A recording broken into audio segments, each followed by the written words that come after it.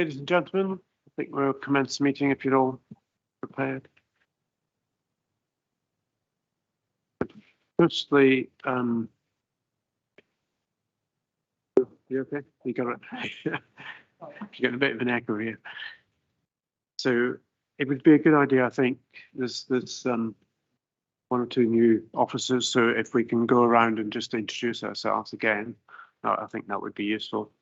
So I'll start. So I'm Norman Jorgensen. I'm the member for Maiden Early Ward in Early. Start with Prue, work your way around. I'm Prue Bray. I'm a member for Winnersh and I'm the Lib Dem lead on Children's Services. Around and just. I'm Andrew Mickleborough and I'm a councillor in Hawkland Ward in Early. So I'm Maureen Morvan. I'm a councillor for Embrook in Wokingham. Jackie Rance, councillor for Shinfield South.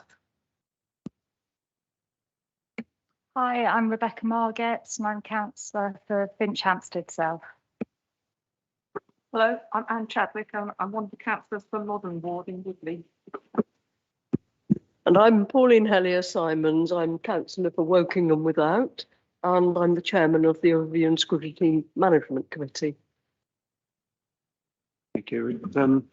The officers like to introduce themselves as well, please. I'm Graham Howe as well. Good evening. I'm Helen Watson. I'm the newly appointed Interim Director of Children's Services. Pleased to meet you all.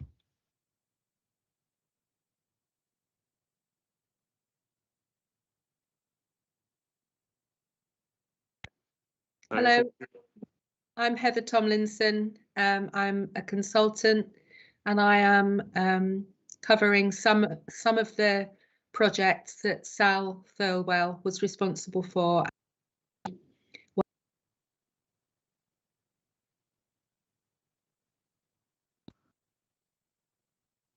Sorry, we lost a bit of your introduction there. Maybe you'd like to say that again, please. We just got a bit chopped off in the middle. I'm Heather Tomlinson. I am a consultant and I'm covering some of Sal Thirlwell's responsibilities while he is on his training placement. Thank you. So, yeah.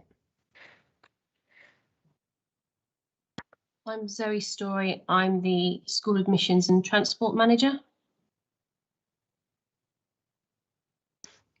Gillian Cole, Service Manager for Schools. Dan Robinson, I'm the Operational Lead for the Innovation and Improvement Programme for SEND. Graham Howe, I'm Councillor for Remenham, Ruscombe and Wargrave and Lead Member for Children's Services. Great, thank you very much and welcome, Helen, to the first meeting of this committee. So we'll move on to the agenda now. Firstly, apologies. I think we're all here. Yeah, everyone's here. So Happy New Year to everyone. Welcome to the first meeting of the year. Minutes of the previous meeting, item 31, is it pages 7 to 12? Are there any comments or amendments to those minutes? Andrew? Yes, thank you, Chair. I'd like to ask questions about two of the items in those minutes. Firstly, thank you to the officers for circulating information after the meeting about exclusions. I found that information very, very informative indeed. I don't pick out any things that I would like to ask questions specifically about the data, but it is noted in the text that most pupils, quote, most pupils are excluded, have recognised SEN. And it's also shown in the graphs and tables that exclusions rise in secondary schools. What types of supports are available to schools to help manage this and to try to keep numbers as low as possible?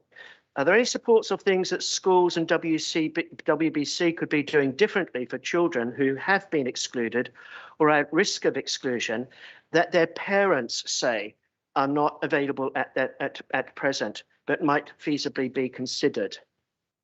My first question. Who's going to take that question, please? Would you like me to respond to that initially? I think there's quite a complex answer, so I would suggest we give you a written note following this meeting. I don't know if there's anything, Dan, who leads on the improvement programme, that there's anything specific you'd like to mention. I think that if you look through the exclusions from 2021 through to today, I think that we have some issues around transitions which we are working through, mainly around our year 6 to year 7s as they move to secondary, to get them prepared for that, and what those issues look like with regards to children with SEN. That's children with SEN without an EHCP, which is our main concern. There's quite a lot of work around that through the programme, which we're happy to send out to you to have a look through, because that's our main issue in terms of support. There's a few ideas that haven't been agreed or disagreed at the moment, and that's part of the work of the programme when we meet with our head teachers from secondary schools. Thank you for that. I mean, it's really good to hear that these matters are on your radar, and I think we will appreciate, receiving some further written information. Just sticking with that data, the data circulated is still not broken down by gender. Is there any evidence that these numbers differ significantly for boys and girls? That there might be maybe boys or girls of particular age and ethnicity that are disproportionately more likely to be excluded? And any evidence that the outcomes of exclusion, including likelihood of repeat exclusions, differing by gender? And for all of these, I'd be particularly interested in any experience relating to our looked after children. And again, I think it would be really good if we could have some further written response to this. But any initial thoughts on that matter? No initial response. I think I'd need to see the data. I thought you had asked for gender breakdown. Is that isn't in the briefing, you say? I don't think it's in the graphs and tables that we were provided with. Okay. It is? Some of it is, definitely. Okay. Yeah. Okay. And finally, still on the minutes of the previous meeting, I note that performance indicators are not provided in tonight's meeting. My first question is, would that normally be the case? Would we normally be considering performance indicators in every meeting? And one of the reasons why I raise this is because one area that's received attention in local media recently has been a case, or it might be cases, regarding delays in EHCPs, which of course is something that would appear in the performance indicators. Is it possible for officers, please, to outline what those issues were that have been reported in the media, how many cases were involved, and what the current situation is with regards to this? Sorry, Dan, can you pick that up? Yeah, not a problem.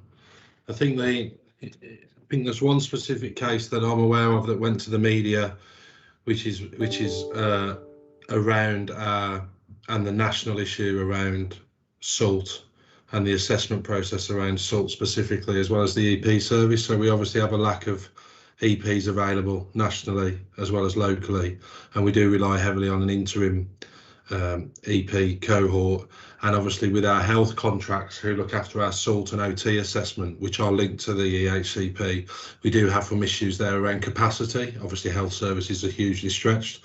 In terms of which we can do a written response as well because it's part of our work. There are a number of streams to try and improve the amount of EPs in that service, but it's difficult because there's a governing cap on that.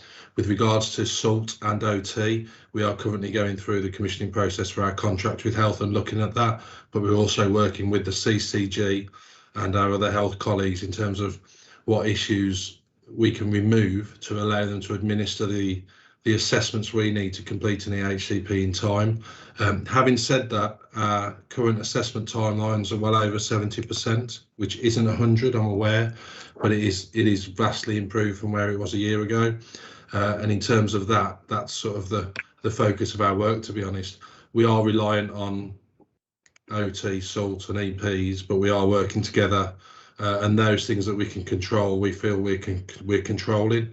Those areas that we can't control, we feel we're putting as much support in as we can to help sort of narrow the gap.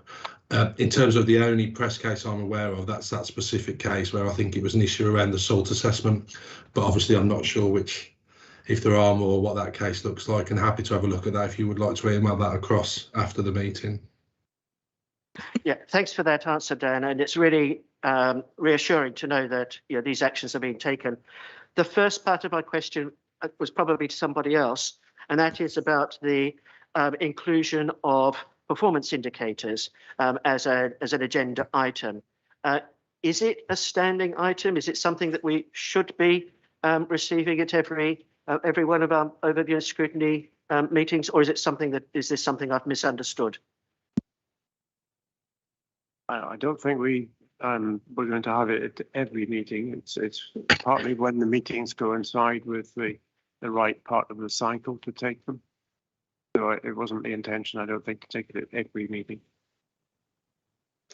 Chair, if I could come in here, we'd be very happy to take this item away for further discussion, and clearly we can bring a performance report to the next meeting, if that is appropriate for the committee. Okay, thank you. Any further comments on the minutes of the previous meeting? If not, then can we take those as a record of the meeting? All those in favour? Everyone in favour? Yeah, that's everyone. Thank you very much. I'll sign those as a record of the meeting now. So the next item is 32, declarations of interest. Anyone wish to declare an interest in this meeting? No. Public questions? None. And member questions? None. The next item then is the review of home to school transport at page 13. So Alan, who is going to introduce this paper, please? Zoe. Zoe? Okay. Hi, We'll hand over to Zoe at this point, supported by Dan. Okay, thanks very much. Okay, so yeah, this was basically to just give you an overview of some of the key outcomes from the review, and just to answer any questions that may have been prompted as a result of this. I don't know if there are any particular questions that have been that have arisen as a result of you having read this report, and I'm happy to take any queries. Okay, thank you. I've got quite a few hands up, just about everyone, I think. Start with Rebecca, please. Hi, thank you. It was good to read this report, and we welcome it because obviously I think it's good to acknowledge the issues that did happen last year, and it's quite a frank report, and it does clearly represent a lot of the issues that did happen, and we as councillors we heard about and knew about. One of the things I was quite interested to see was that a big issue was the late responses that you received from parents. And I was wondering if you could clarify kind of what the reasons were behind them. And was it that parents actually did receive communication? Was there a genuine reason as to why they didn't respond? And also, what you will do to manage that in the future, because obviously that's a big issue if you've got such a large majority of parents not responding to you, and you obviously we need to address that so you can run the service more efficiently in the future. That was my first question. Yeah, I think that is something that we weren't expecting and it wasn't foreseen, and communication was sent out early in the summer or before the summer, sort of May, June time, to all parents. And I'm not sure if that is just something that sort of the SEND cohort, it's relevant to the SEND cohort, why they don't sort of come back with those sorts of things, but it's definitely not something that we foresaw, and we are definitely sending out comms earlier this year, but also Dan has been working on a plan to sort of iron out those issues. But yeah, Dan, if you wanted to come in. Yeah, I think the first issue around the expectation of forms coming back in a timely manner is the lack of knowledge from certainly myself and Zoe in that this hadn't been done for 6 years or 5 years. So obviously if something's not been done for 5 to 6 years, the expectation from families from a personal view on my own and a professional view is, well, if it's not happened for 5 years, why do I have to do it now? And surely it'll just happen again. And if you consider all of the other things they probably have to deal with, our communication was, I think, a one email that this is the process and this is what will happen. I don't think we communicated clearly enough with schools. So what we've done this time is, number one, we don't need to have transport forms from every single family to recommission. What we will do is we will use our annual review process to pick up changes in transport, to monitor that. We will ask for new transport forms at specific stages, phase transfers, for example, when people move into the authority. The communication will be through annual review process. It will be through our head teachers and our SENCOs, and it will be picked up and raised again on a quarterly basis, thanks to our support from SENVices and SENDIAS as well. So we've kind of going to go at it at more of a triangulation of communication. I think speaking to some of the parents, as I've done myself, it was we didn't think we needed to, and actually it wasn't clear. We can argue backward and forward that it was, but it obviously wasn't clear enough. And our role to support transport is they need around 90% of the information to commission appropriately. And obviously when you have so many late forms, it doesn't get commissioned appropriately. And when we then have the complaints we've had, I think it's more of an effort to push the information out. I think it's work with our parent teacher groups in total and our heads on why we need that to be done. And I have to say, although it's been a lot of issues and a lot of communication backward and forward, I feel there is a raised awareness from our parents and schools that we don't have a huge amount of transport to pick from. We do have to be more efficient in how we provide transport, and actually some of the transport we have been providing probably hasn't been needed, but with any big recommissioning process it's caused issues. So there's lots and lots of fundamentals, but we've just come up with the process for that. And again, that got signed off today with Zoe, myself and the head of CTU, which I'm happy to share after the meeting so you can see what that process is, because that process will be going to all of the families, the family groups that work with us and the schools. Thank you. As there's lots of other people, I'll let them carry on with questions. Okay, Pauline, next, please. Thank you. We obviously did need a review of SEND transport. And I'm glad to see that students from different schools are travelling on the same bus together. When I was a school pupil, we travelled home on a bus with children from lots of other schools, and in the half-hour journey, we did their homework, and they were well pleased. But more seriously is the section on SEND, because quite frankly, it was chaotic. Absolutely chaotic. And one of my residents, who has an autistic daughter, was not told of the change to her transport arrangements until about 2 days before term started, and he had no time to prepare her for that change. The result was, when the taxi turned up with a strange driver, she just refused to get in, and for 2 or 3 days refused to go to school and shut herself in her bedroom. Had he had more time to prepare her, that would not have happened. Rudyard Kipling said there are 100,000 reasons, but not a single excuse. And to my mind, this report seems to be full of excuses. And none of those should have happened.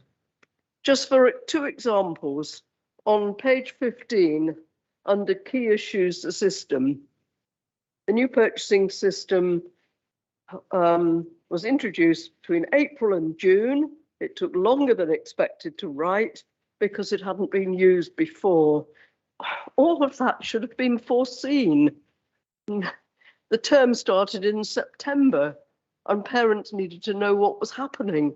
We should have had a half a year, if not a year, of preparation of this if we were using a system that we'd not used before, and if we hadn't done it for 5 years. Officers change. And secondly, over the page, on page 16, communication and lateness. That was really the big issue. Okay, parents didn't return their transport forms on time, although the resident that I mentioned earlier on did return his in June. And it was 2 days before the beginning of term, before he was told what was going to happen. Have the officers never heard of a telephone? If somebody doesn't respond to an email or a letter, why were they not phoned to ask what their view was? And if that had happened, then the work could have taken place and the parents would have had plenty of notice. I was absolutely appalled by the chaos that this created in the summer and the distress to parents and children.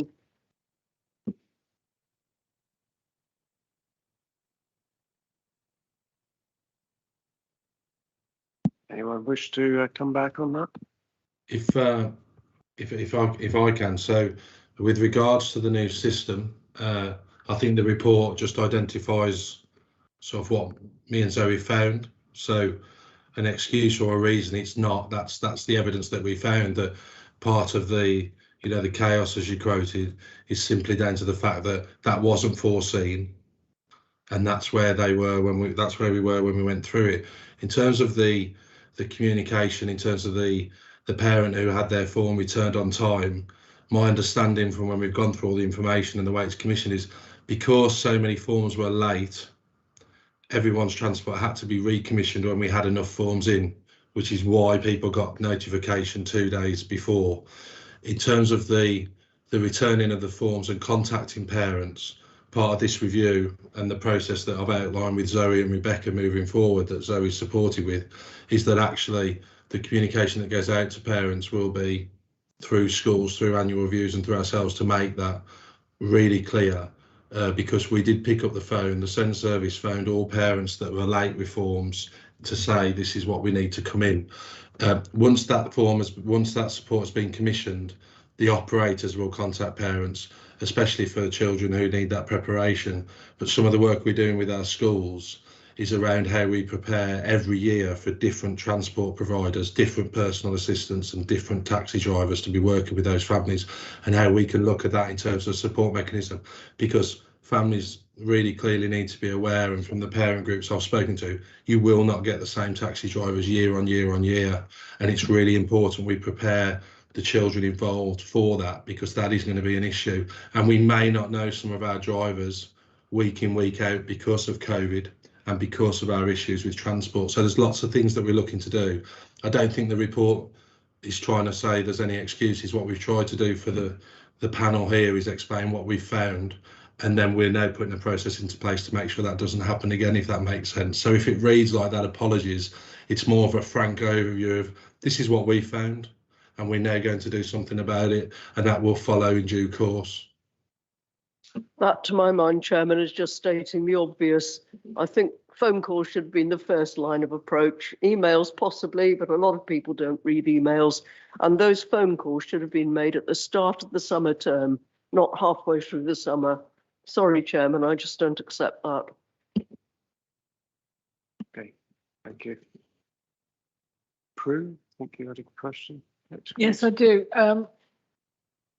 Where to start with this? Page 17 has a set of, there's a set of key recommendations, then it says options. Graham Howe is now joining. Okay, sorry, he disappeared, obviously. And the issue for me is the number 6, which is apparently an option, a joint funded officer to link community transport, send admissions on transport. This to me is the crucial bit of what went wrong, apart from the process itself, which I'll get to. Because what you had is a transactional part of the council dealing with moving vehicles around and doing that in the most efficient way, and a children's services department which deals with send children, understands send children, understands their parents and their needs, and understands the needs of schools for the general Graham school. Howe is now exiting. Oh dear, he's having a bit of a problem. And those two things did not get joined up. So exactly what Pauline describes about the phoning and email and the chasing the parents, that was actually done by Children's Services at a very late stage because they realised that the replies hadn't come back. But if Children's Services had been integrated into the process from the start, they would have been able to inform some of the decision making that took place in the community transport unit that didn't understand I'll call them clients because that's that it was dealing with. And I think that for me is the key issue, that the council was not joined up, and all the work that has been tried to be done over the last 17 years to try and join bits of the council up just didn't work in this case. And some of us have been saying for a long time that having corporate transport and send transport and school coaches not under the control of Children's Services, while it might seem that organising transport was a corporate thing, it's actually a Children's Services thing. Children's Services know who the children are and they know who the parents are. Now, you want to have financial control, but Children's Services surely are capable of delivering financial control. They tried to control their other budgets properly. This budget is clearly difficult. A review was definitely needed. I don't have a problem with the principles of the review either to try and rationalise it. But the whole comms side of it, they didn't even talk to the schools that were having their school buses changed. So the first they knew about it was when the buses didn't turn up as usual on the first day of term. And that is just, that should have been foreseen. And the fact that it wasn't foreseen worries me deeply. So that's my first point. I'm glad that people have realised what the issues are, and the recommendations on the whole have picked out most of them. That I think are important. It is about that communication and understanding who it is you're dealing with, which just had gone. There was no consideration of people in this at all. But the other side of it is the process itself. And if you read it, it says, I think it's 12 steps to do each thing. There's 350 people to go up, that you've got all the providers to recommission. Okay, you won't be recommissioning everybody all at once ever again, but somebody who deals with commissioning in the council should realise that this was going to be an almightily difficult exercise, which nobody had ever carried out for this sort of thing before, and should have envisaged that asking transport providers to do a process when they'd been happily carrying on providing school coaches and taxis for years was going to cause a problem, was going to be hugely time consuming. And because it hadn't been done before, nobody knew what the heck they were doing. And time should have been allowed for that, and resource. And it wasn't. And that was utterly foreseeable as well, because we do that as a council over and over again. We get new systems and then we don't allow enough time to deal with them. So I was really quite not disappointed with the report. I think there's nothing in the report which is wrong, but it does feel a bit slopey shouldered to me that you're not actually acknowledging that this was an almighty cock up and made a lot of people very, very unhappy, and some of the most vulnerable children in the borough got an awful start to their school year, which could have been avoided. So I don't blame Dan, I don't blame Zoe. I think they are trying to get a hold of this now, and it'll move in the right direction. But for goodness sake, don't ever do this again. Please don't ever do it again. Just learn that you have to deal with people as people, and accept that they won't reply to an email, one email. They might not even reply to a phone call. They might have to be coaxed and Ascend parents, they've got so much on their plates. They really need assisting with this, not dismissing and not even telling them the reason we haven't told you what your transport is because not enough people return their forms. No, it just makes me weep, really. Sorry, that's all I've got to say. It's not really a question, it's more a please get a grip on this and don't ever do it again. Okay, thank you. Anybody wish to respond to that at all? I think if I can, if that's okay, because it's really important on three of the points that you made there, is I think the liaison officer is a really important role. I think because the work that Zoe's done and myself, because the Innovation Improvement Programme is something that sits outside of obviously any of the officers' functions. It's quite diverse. It's meant the communication between SEND and CTU over the past 6 months with Zoe's help has been probably more than there's been for the last 5 years, speaking to the ADs involved. The problem is the Innovation Improvement Programme is a piece of work that has an end point, and I do think that it is important to have a liaison, because I think that the growth of EHCPs and the growth of children with SEND and the stress on transport in the next 4 to 5 years means that relationship has to get much tighter and that communication needs to be clearer. So I think that is an important part. In terms of the, I suppose, where we are, I think that looking back, we need to come 70%. And I've said this to some parent groups, we need to come 70% in terms of our communication, which is doing it at annual reviews, working with head teachers and SENCOs to speak with those families, work with our own officers. And I also said to the families, with all due respect, you need to come 30% to us. So obviously that's really important in terms of, from a personal point of view, got 3 brothers with Down syndrome. I understand the pressures on all the families, but we also need to understand that we all need to come a certain way down the journey in terms of moving that forward, in terms of if we need information, it is asked for a reason. And I think when I spoke to some of the families who made quite serious complaints and had real issues and spent some time with them, it was interesting on their viewpoints on their lack of communication with us. Actually started at their journey with the SEND service when they first got a plan, because the communication from the actual service wasn't good enough. So actually, the journey they have with SEND from the very first day is what will help that communication further down the line. And I actually think that we had a bit of a perfect storm. We've had a SEND service that has been dysfunctional, and we've had a transport service that's had no communication from SEND. And because it's all happened so quickly, and then they've recommissioned the whole of transport, this is where we are. But I think that because of the performance that you asked for just before in the other point about how's the service performing, you'll get those performance indicators. They are under scrutiny. We'll improve that comms. If we can have a liaison officer and improve communication between SEND and transport, and then out to families and schools through a multifaceted process, you won't have this again. I also don't think we'll ever have to recommission the whole service again, because we'll be doing it all the time as we go through. So just to allay some of those fears, Prue, I agree. I do want to just put the caveat in. Families also need to come a bit forward, but we will help with that, with how we communicate from day one, so they feel like they can communicate with us, if that makes sense. Anne, I think you had a question. And then Yes, I totally agree with Pauline and Prue, actually. And I've got several questions. I'll just stick to 2. One is, sorry. yeah, if you can put your microphone closer to you. Oh, right, okay. That'd be helpful. So, Thank you. oh, right, yeah, I can hear there's a difference. Sorry about that. Yes, I'll just stick to 2 questions, I think.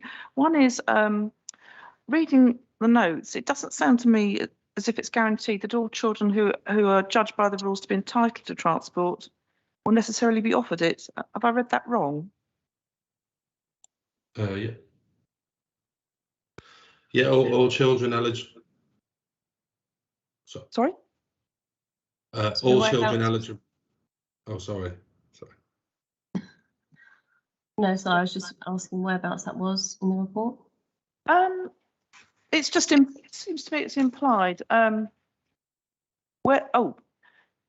analysis of issues, transport services are commissioned to provide dedicated school transport for those pupils who are determined by community transport. I was wanting to ask, actually, what does that mean, community transport? Is that a committee or something? That's the team who procure the transport for the children who need it. So they speak to the transport providers and arrange the transport for those who need it. So that is the team who deals with that. Right, oh, I see.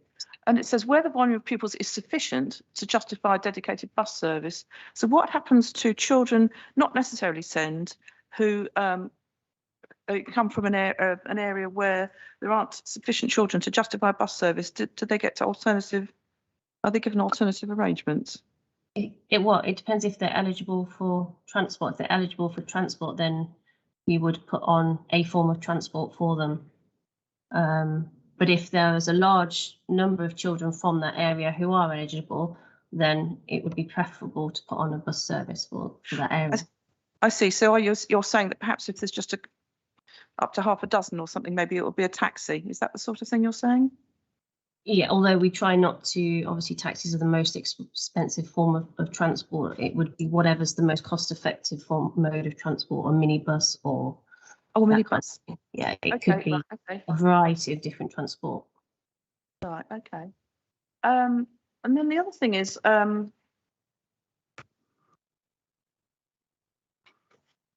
somewhere, under the send section, I think it is. Oh, no, it's under the system section. It said the send review also highlights numerous flaws in the system from a statutory point of view. So I was just wondering how this statutes were integrated into the procurement process. In terms of that, that's the so statutory wise, we obviously have to provide transport in terms of the need of the child, which is coming out, which we've obviously done the review and we've just put our outcomes in terms of the process. What we've got is a number of families and children who have had either sole transport or had a personal assistant on the transport specifically for that child.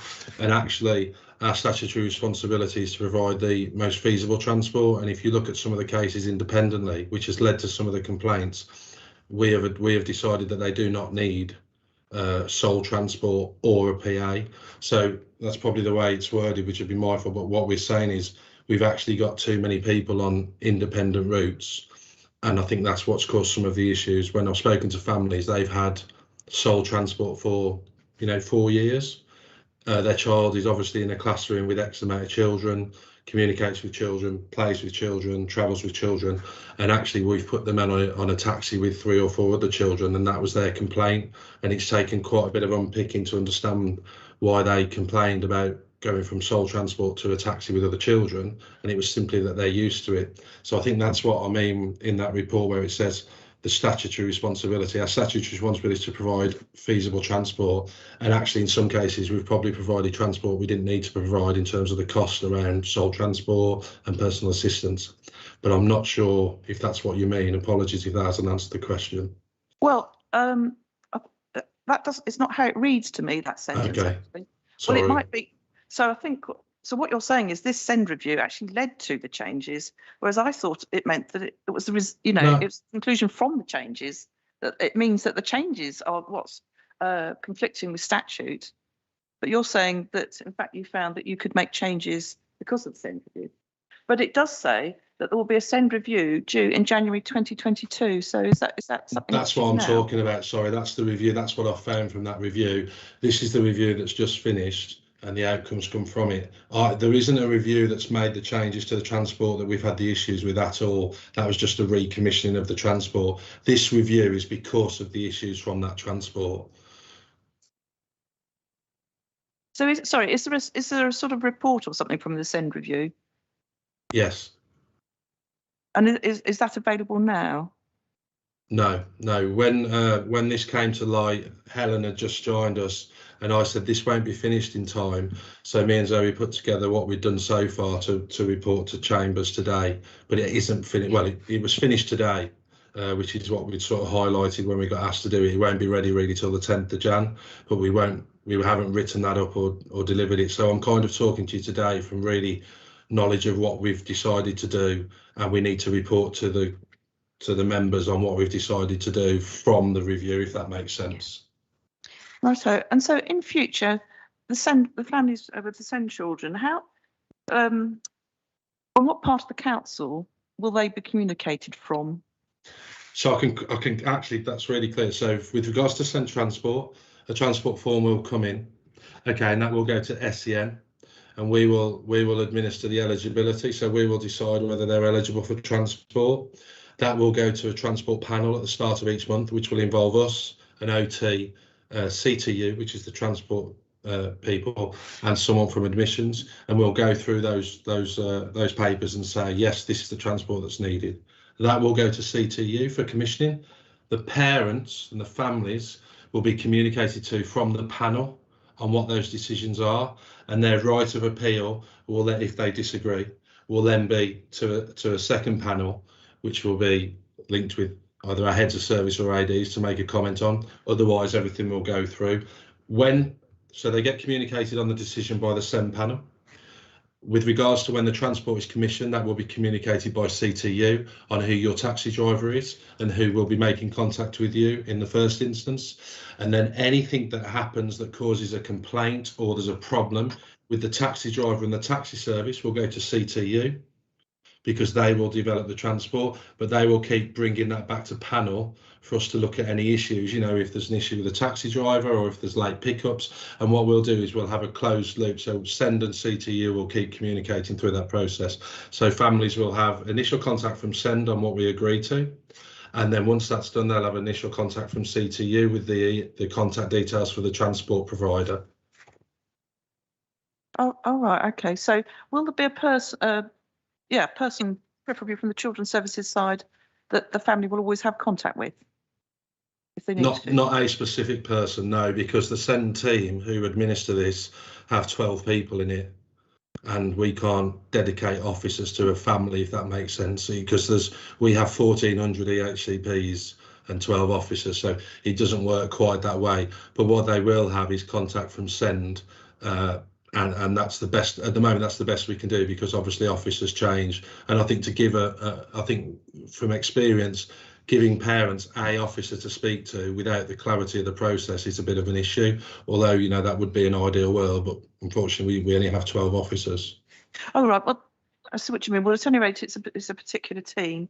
So, I mean, there's no danger of the parents being told, oh, you have to ask the transport people about that. No, there's some communication from today that's going to go to parents to say, for this information, this sits with Send. So please contact Send if you're just struggling with this information, Right, which is around eligibility. And for transport performance, shall we say, that goes to CTU.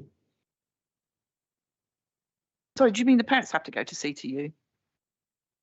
Yeah, if the parents want to have a complaint, or if there's anything with regards to the families and eligibility, that's Send. And if there's an issue with transport in terms of the driver, the taxi service, that is with CTU, and parents will contact CTU, yes. I'm just slightly worried parents might get confused by that, actually. But anyway, I think thank you for that. I think I better leave that there. Thanks very much. Okay, thank you. Andrew.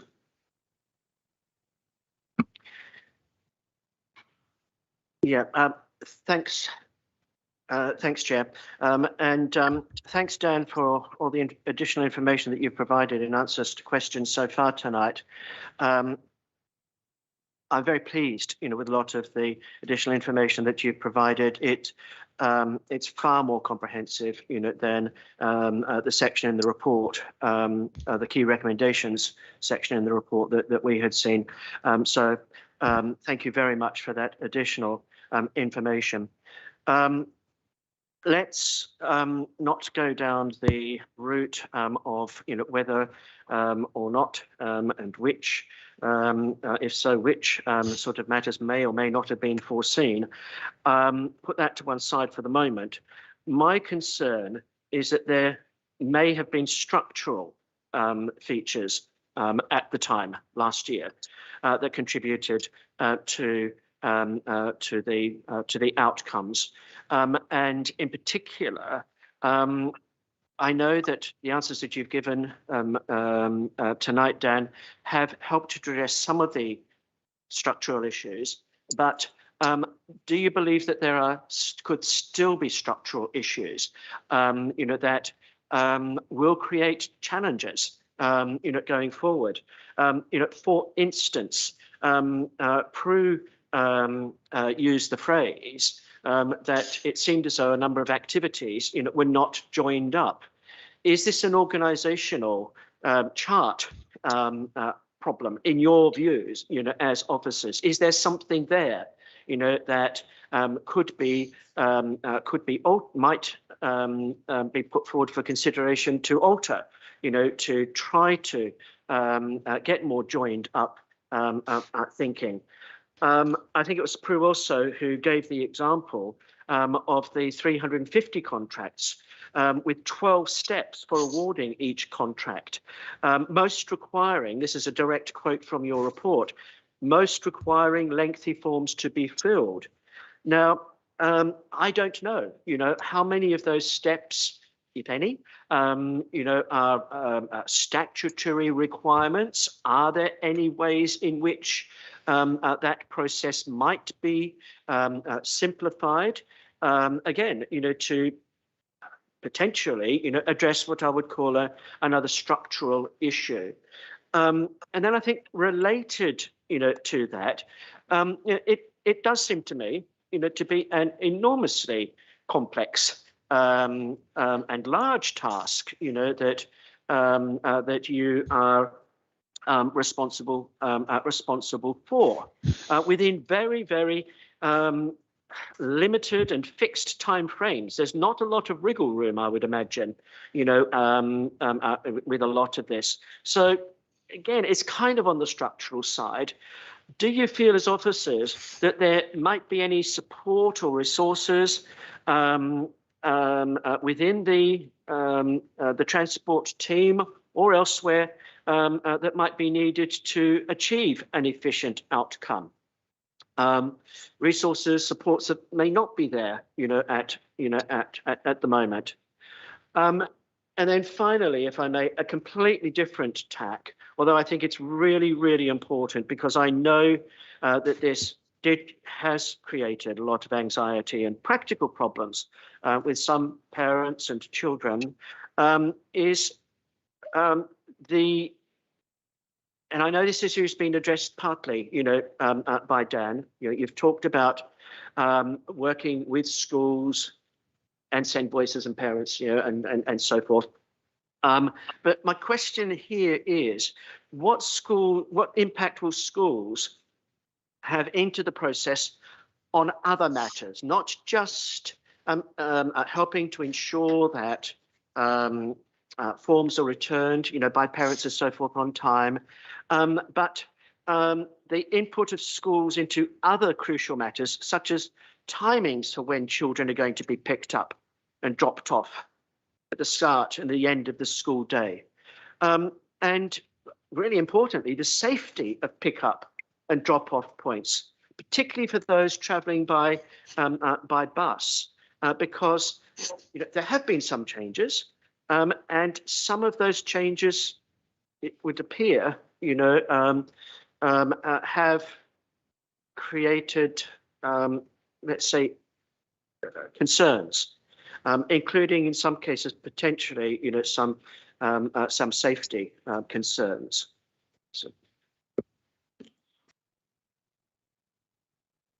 So in terms of the first question, structurally, the 12 steps of the procurement, 12 steps, I think that the actual companies that want to win the contract have to go through. I'm not a procurement expert, and I would deem that that's probably the 12 steps the companies have to go to, but I couldn't comment on that. Structurally, I think actually children's services in terms of Send, instead of bringing transport into children's services, the Send service, because it is the Send service that communicates with you, just communicate better. It's that simple. And I think that when we came in February and March, as the AD has said, there was no communication. So I think simply it's been a letdown on communication between officers in different divisions or directorates of the council.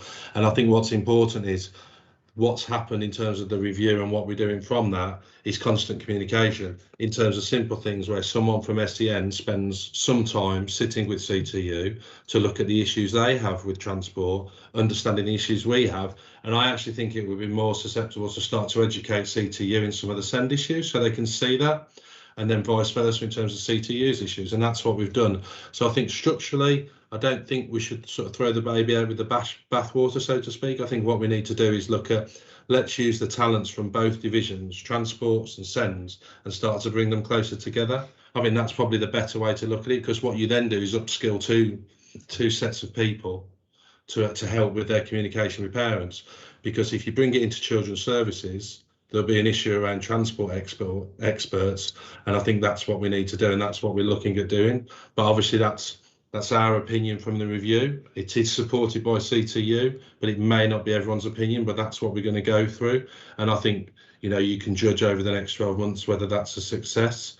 I think in terms of structural support that would be needed, we're currently recommissioning our system that looks after the whole education partnership with Heather. But I think that transport system is not necessarily appropriate for them to do what they want feasibly. So in terms of the information we've been requesting, it's hard for them to pull the data from the system. Speaking to the head of CTU and the head of service with me and Zoe today, she's really keen to look at the commissioning of a system that would be beneficial for them to do their job easier and give us the information needed. But that's the only structural difference, I think, as well as obviously a liaison officer between the two would be good. But I think the key is you communicate with both services, you upskill each other on what's needed, and what you do is get better qualified and skilled staff to alleviate the issues, if that makes sense.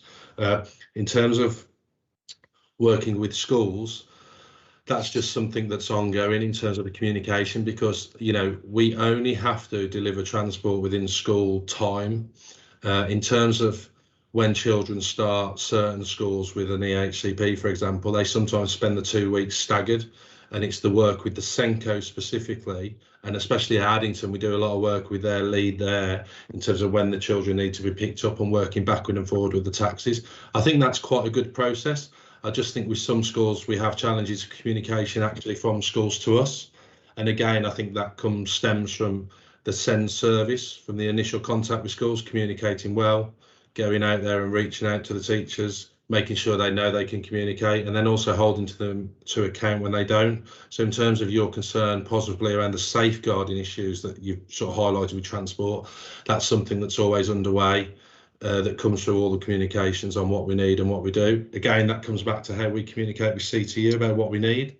And then if CTU have a problem with the school who say, no, we can't look after this pickup time, they can come to send and say, is that part of the EHCP? It's a legal document. We need you to administer this. And why aren't you administering it, and go through that route? So all those tasks have been tackled, to be honest.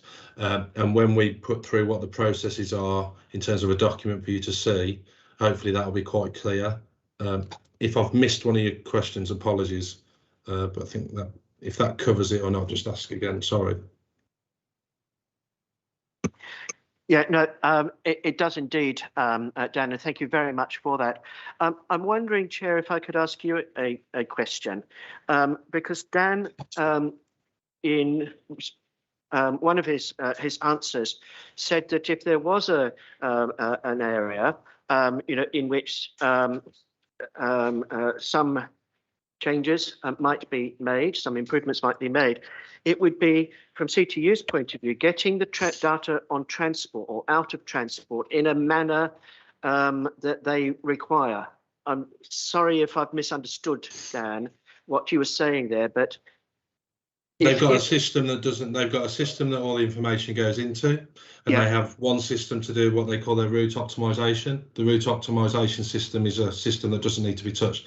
The management system that holds the information is very difficult to produce reports on information such as harnesses, PAs, support needed, and then report into that so they can link up with send, if that makes sense. So that's yeah, so it's the management system that you're referring to there.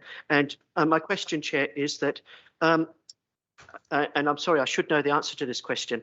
Does the Overview and Scrutiny Committee from time to time make recommendations? And if so, perhaps this is an example, you know, where if we can do anything to help, you know, the SEND team and CTU, you know, to get this management data in a format that they require, you know, then I'm wondering whether that's something that we should be recommending to whoever the appropriate person, body, you know, would be. We can certainly make recommendations from this, yes.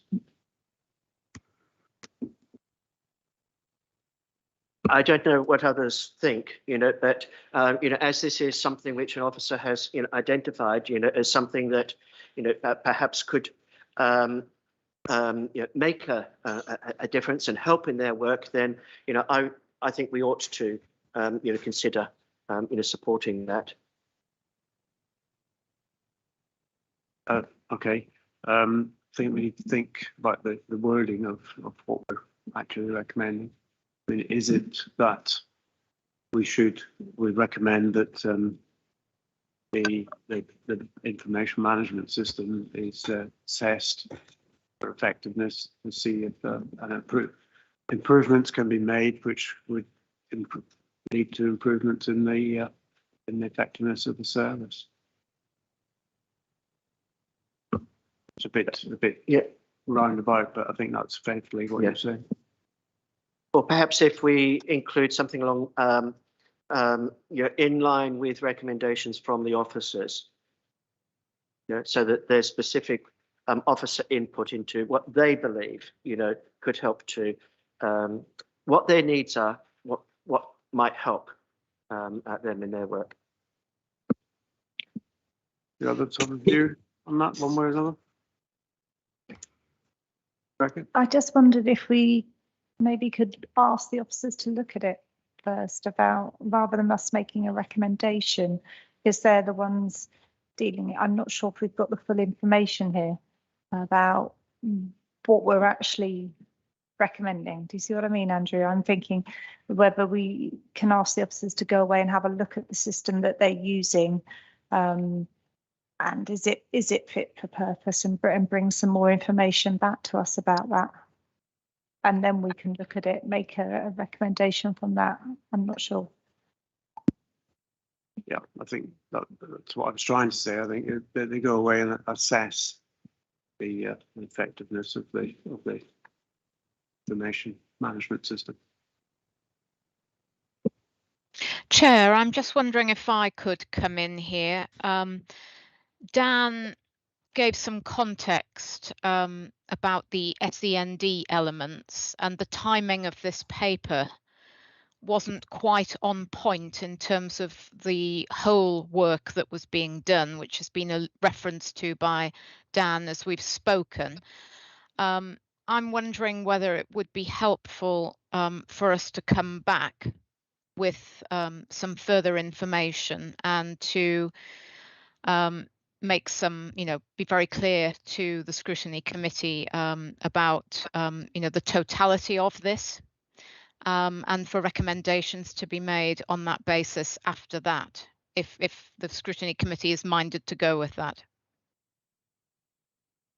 I think that would be sensible. I mean, just in a sense, reading the key recommendations again. I mean, what we're just talking about is almost the first sentence in these key recommendations. So I think if officers would take these recommendations and options a little bit further and perhaps come back with the next step of an action plan, that's maybe the way to address that. Okay. Thank you. Okay. I just had a question or two. And I know there's a couple of more questions from other members. Having got to this stage from last year and the problems, have things now settled down? Are you satisfied that the system as it currently is now working? That's part one. And part two, I suppose then, if you are broadly happy, how much do you think will change between now and September this year in terms of the way that the transport is provided to people? How much does tend to change from one year to the next? How much do you anticipate this year? I think all the routes have now settled down. Everyone's getting to where they should be on time. Certainly nothing's been fed back that there are any issues on any particular route. Like Dan mentioned, we're not intending on commissioning the whole lot again, so there shouldn't be the level of disruption that we had previously. In terms of changes, we're finding issues relating to availability of drivers, the cost of petrol, and the availability of buses at the moment is a particular challenge. So that could present problems in the future, but to what extent, we don't know. We just are aware of them at the moment, and we're sort of dealing with them as and when. Some bus companies, for example, are going bust because of the fuel prices. Other companies are struggling to find drivers because of sort of Brexit issues and issues related to that. So there are things on the horizon that could cause us issues this year. But to what extent, we've just got to kind of see how it goes at the moment and sort of deal with them best we can at those times. Okay, thank you. And in terms of the overall objective of making this sort of service more efficient, do we think we've achieved that? I think, yeah, in terms of buses on the road, we definitely reduced the number of buses. I think we reduced, we took something like 11 buses off of the route. So certainly in terms of pollution and that kind of thing, I think, you know, we've done a really good job in terms of emissions and getting some of the buses off the routes. So I think it was definitely it was definitely needed, and obviously all the other issues aside, it has meant that we have streamlined the transport system within Wokingham, reduced the number of vehicles on the road. It is more efficient and more effective, and obviously that will be reviewed constantly as we move forward for the year. But I definitely think that we are in a better place than we were, you know, last year, year before, etc. In terms of efficiency and effectiveness of the transport system for home to school transport. Okay, great, thank you. Rebecca? Sorry, Prue? Thank you. I actually had 2 points. One in response to what Dan said earlier about liaising with schools, because he talked about the need to talk to Senkos and that kind of thing. It isn't just the Send transport. There was no communication with schools about the school buses. So, and that's the more general point. And then when there were issues, the schools found it very difficult to get people to listen to them. So it's a general liaison with schools. I know that the relationship with schools generally has had to be repaired over the last couple of years. We're making steps in the right direction as a council, but don't ignore that side of it, the ordinary transport side of it, because it took until after half term to really get the satisfactory thing. And the school that I'm most associated with had a terrible time with children put at risk. And it was actually that, it wasn't the safeguarding issue, it was actually the times the buses were coming, the lack of understanding about what had been disrupted. Was quite distressing. For the head was absolutely just didn't know, but she was beside herself how to communicate this. So that's the first thing. So there's two sides to this. The other thing was actually I would welcome another report coming back with more detail. In it, can we have, as a sort of follow-up to what Norman has just said, something that tracks the home to school transport budget over the last few years and shows what's happened to it this year? Because clearly, as well as saving pollution and congestion and doing our statutory duties, we're also trying to control a budget that has been running away from us. And that's one of the reasons why we needed to review what we were offering, because it hadn't been properly looked at for a number of years. And when that happens, you always get problems. So it's really understanding, not necessarily have we saved money, because I think the financial climate is difficult, but have we put something in that will stop it increasing quite as rapidly as it was increasing before? Something in the next time we have this that shows us what the financial consequences of this were would be really useful. Yeah, that's fine. And we have all that information. We track that every month, and I get those reports to me. So as the budget manager, so I can certainly put something together to sort of compare where we were last year and where we are now. Okay, that would be helpful. Thank you. Yep. Rebecca? Thank you. So it'd be good to have these recommendations that you do come back with and look at them in more detail. But just on a practical point of view, looking forward to the next academic year in September, there just seem to be so many issues that happened here and all accumulated and turned into an absolutely huge, massive issue. It kind of snowballed and it ran away. So what kind of early warnings do you think you'll have this year? How are you going to be checking that you're on top of this, monitoring it going forward so this doesn't snowball again and turn into a big problem in September?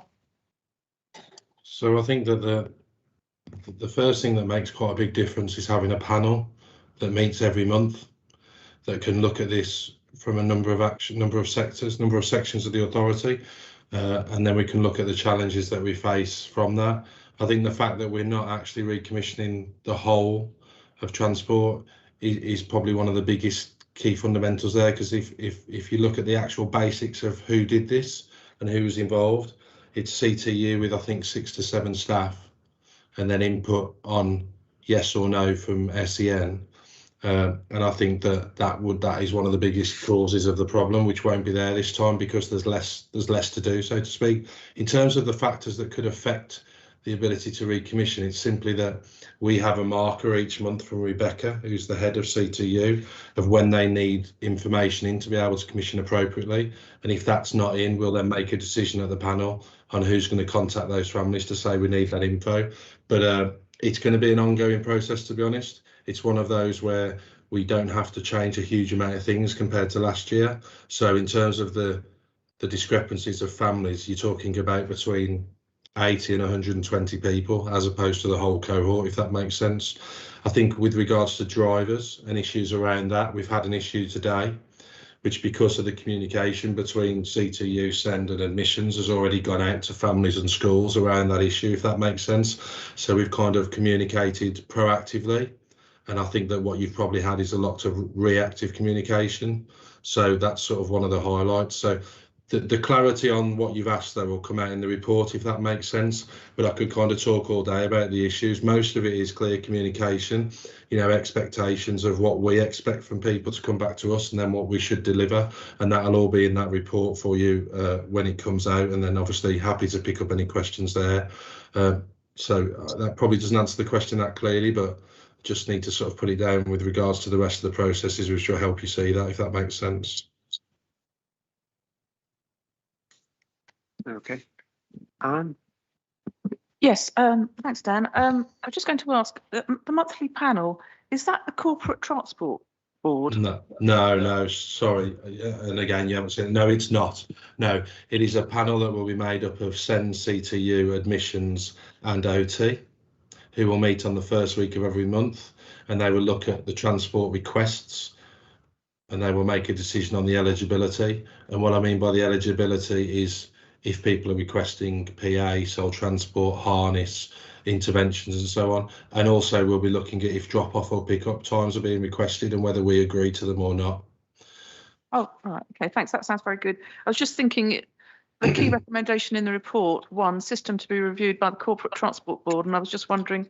That's the system about for the transport. That's the system we just discussed about, that it's not from our information from CTU and looking at it, their management system isn't fit for purpose. So the recommendation is they take that to the Corporate Transport Board, which I actually, just for the committee's understanding, is they've done this before and I think it got rejected. I think this time we have more than enough information to maybe not reject it, I would hope, but we'll see. Oh, right. Okay, thank you. Okay, I think seems everyone's asked the questions that they had. So thank you very much to Dan and Zoe in particular, but the team in general for bringing this paper to us, and we very much look forward to the next step of this, seeing the actions from here, follow recommendations. It's great. Thank you very much. Thank you. Thank you.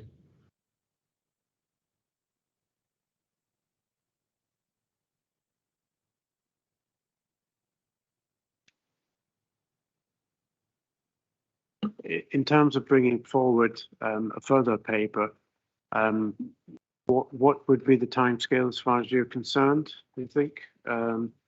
We have the next meetings in March. I'm not sure if that's appropriate time or too soon. Or that's 21st of March, and then the next one's May and July. So just in terms of earmarking it for a particular meeting, do you have a view at this stage, or do you want to take it away and have a think about it?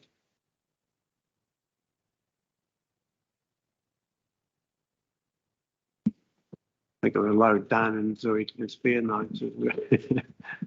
So maybe if we can ask Helen if you can liaise with us afterwards, then see which meeting to take it to. Thank you, Chair. I'd be very happy to do that and to come back to you. Okay, thanks very much.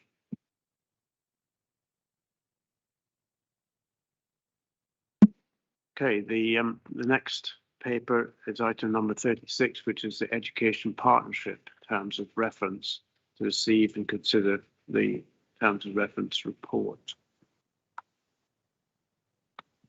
So I'm not sure who's going to introduce this one. It's, Graham, do you want to say anything, or who's going to speak to this item, please? Sorry, yes. Just wiring up. Okay.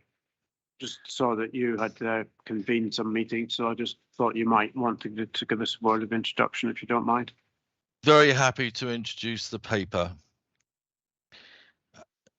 In the last 20 years, many schools of our 66 schools have converted from being the responsibility of the local authority directly to being academies.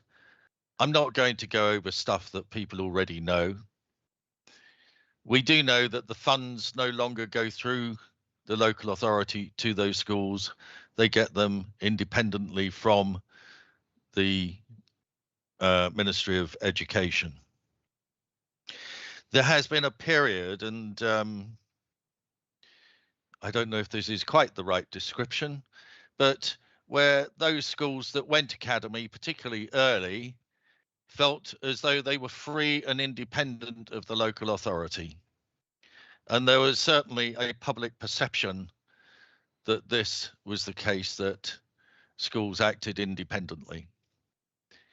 And it could also be said that there's had to be a change in culture, and this is not the only authority, because I've talked to a number of others where there was a feeling that there ought to be a command and control structure for schools through the authority. That used to be the case. Both of those things are now fallacies and in the past.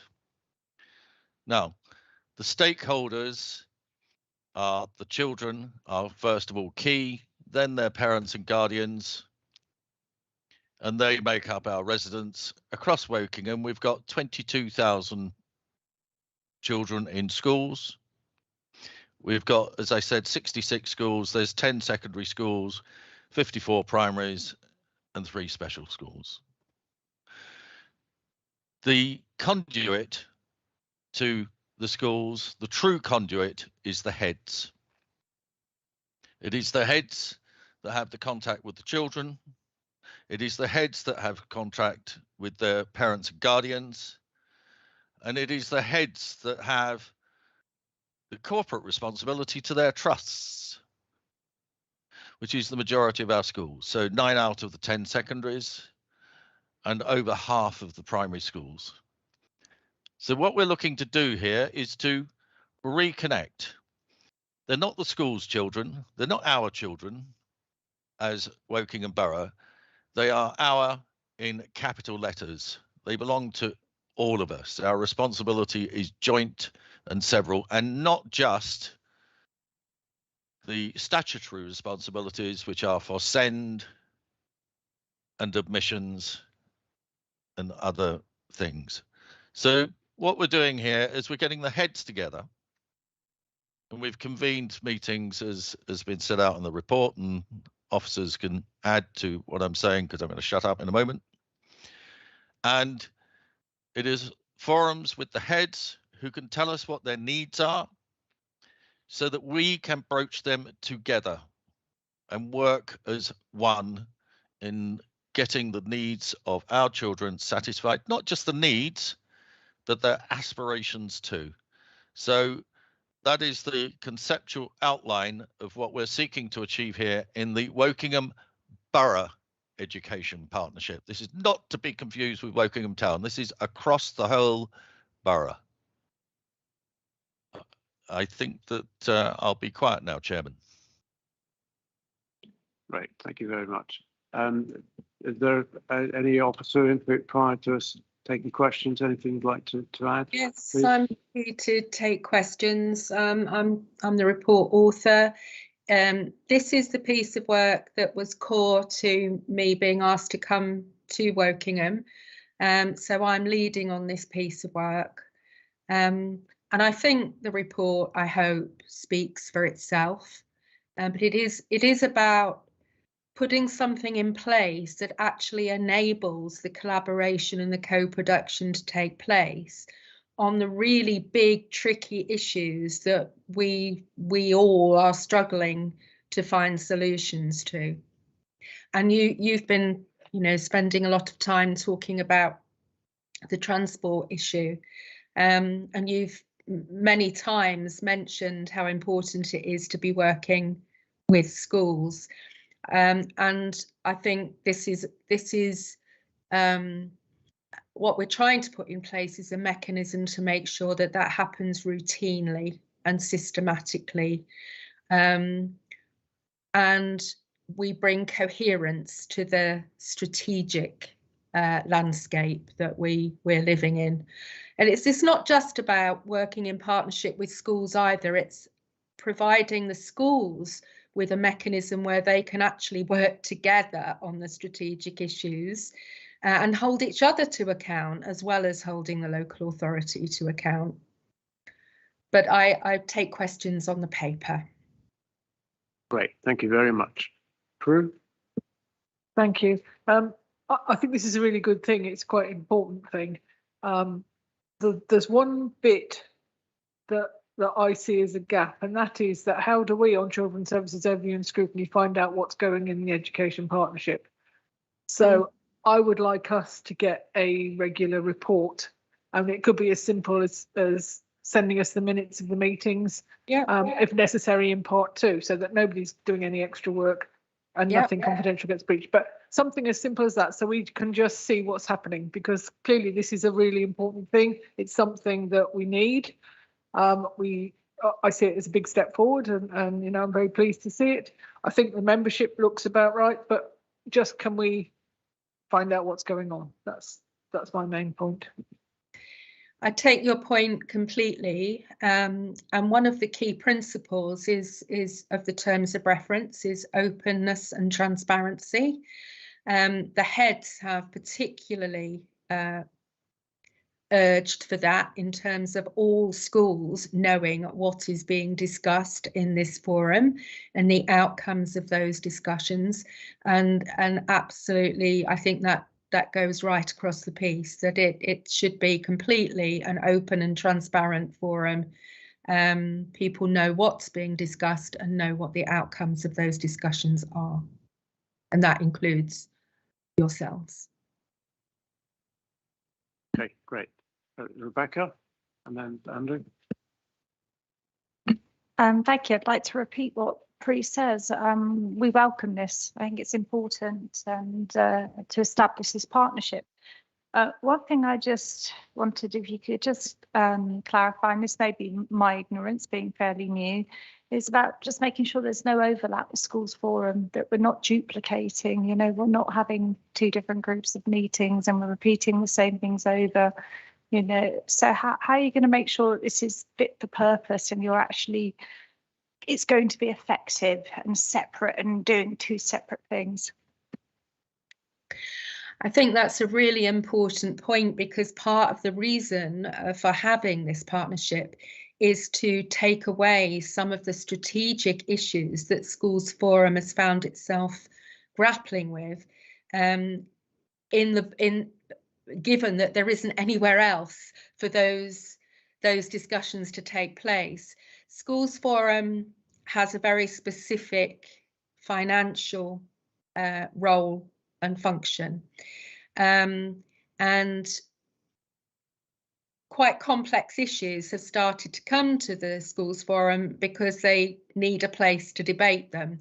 This is the purpose of this group is that it sort of sits in parallel to the Schools Forum. It's like the sister of the Schools Forum, and it has representation from Schools Forum on it, for the very reason that we need to make sure that we're not duplicating across the 2, but one needs to.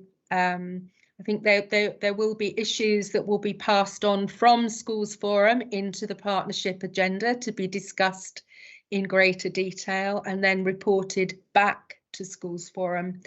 But it will have crossover membership, so that will ensure that we don't duplicate. The purpose is to enhance the improvement in communications and collaboration that have been developed through the new leadership of the Schools Forum in the recent couple of years. Okay, thank you. Andrew? Yes, thank you. I noted the unanimous support for this proposal at the Schools Forum meeting last December. The intention, as outlined in the report and by Graham and by Heather, is absolutely, laudable. I do share the concerns that Prue and Rebecca have raised tonight. I'm just wondering whether, following on from Rebecca's observations, whether you've made reference to any models from other local authorities where there have been successful education partnerships to avoid the kinds of pitfalls, that Rebecca alluded to. I think also following up on Prue's point, I think we do need clarity about how the details of the performance of the partnership will be fed back to council, and presumably it will be, to this committee. I was going to propose, when we look at the forward programme, that we consider requesting a report, perhaps towards the end of the year, about the or from the education partnership. But one thing which I did really concern me, which I may have not found in the report, I may have overlooked this, but my concern is that whilst administrative and management support will be provided by WBC, there are no costings in this proposal. Now, I know, and I think that is something that does need to be addressed. Thank you. To respond to those questions, learning from other authorities, there are indeed many different versions of education partnerships that exist across the country. They develop to meet the need of a specific area and the culture of a specific area. There's a national association of education partnerships, so there's a national place to go to look to see what those different models are. I think I was appointed to lead on this piece of work because I've worked in a number of authorities leading on education partnerships and different models, and so I was able to bring that perspective to Wokingham. I think what we haven't got here is an education partnership that you do get in some other authorities, where the whole delivery of functions take place, like the school improvement function, school-led improvement. That isn't the kind of partnership at the moment that we're proposing. This particular partnership is to meet the specific gap that we have in Wokingham, which is a critical gap, and it's become exposed through the transformation programmes that the council have embarked on, that there is no forum for that collaborative strategic discussion to co-produce strategic ideas and direction. Now, that partnership in itself, when it gets off the ground, may indeed discuss further in the future how that partnership model needs to evolve in Wokingham. But that is the model that is the most appropriate for Wokingham at this exact moment in time.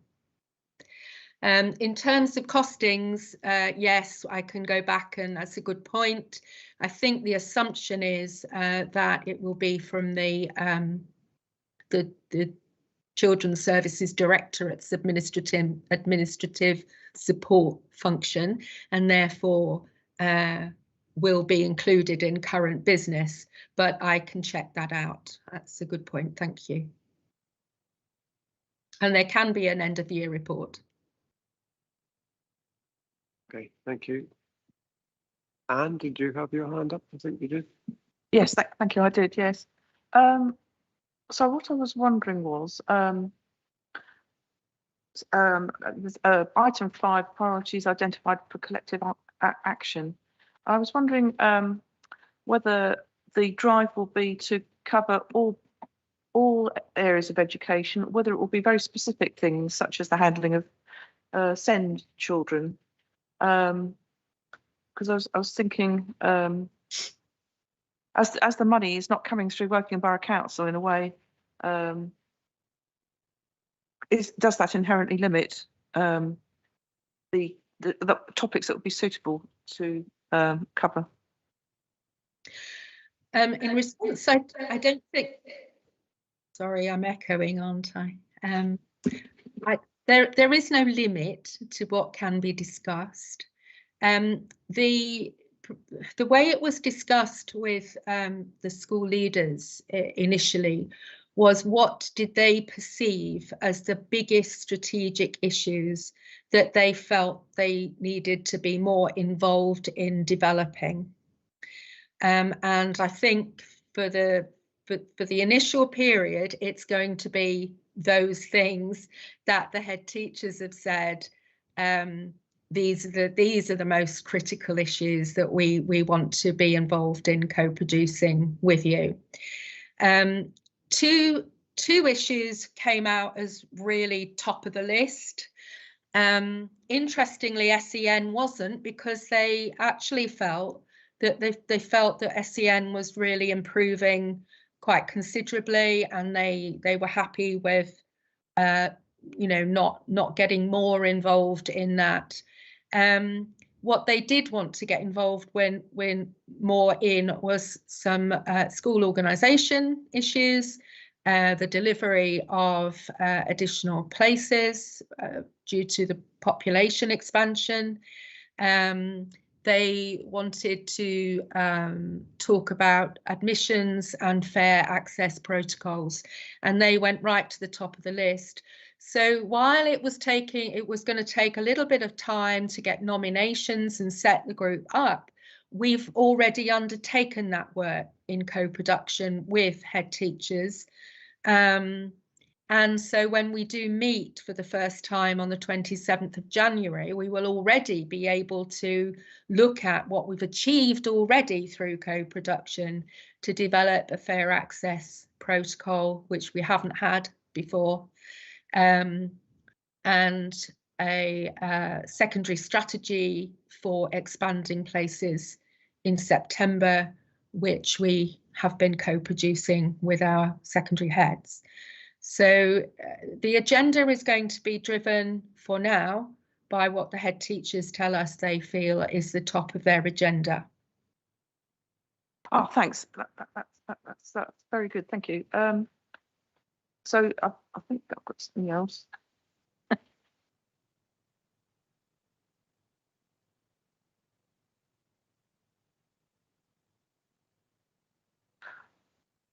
Oh yes, I suppose that I was wondering, the chair of the committee will presumably be on a salary. I'm not actually sure at the moment what we're going to do. We need to talk about that within the partnership. When I was asked to come to Wokingham, Carol asked me if I would temporarily chair the group to get it off the ground, which will be up until Easter. We do need to identify an independent chair, and the head teachers are very specific that person not only needs to be independent, but needs to be a very broadly experienced educationalist who can see the big picture and understand the big picture and act as a broker. Whether that is an independent chair paid for on the role of the local authority, or it's like a chair of other panels that we have independent chairs for, Councillor Howe may have a view, but we haven't yet determined that officially. Right. Okay. But don't know if Councillor Howe has a view.